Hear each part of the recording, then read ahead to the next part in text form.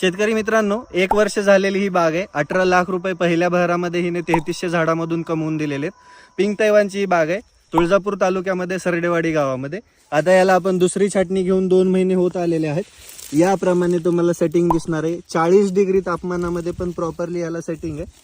आपण आपल्यासोबत काम करणारे शेतकरी नेहमी काय करतात, आपण जसं सांगतो त्याप्रमाणे नियोजन करतात आणि त्याच्यामधून हा रिझल्ट दिसतो.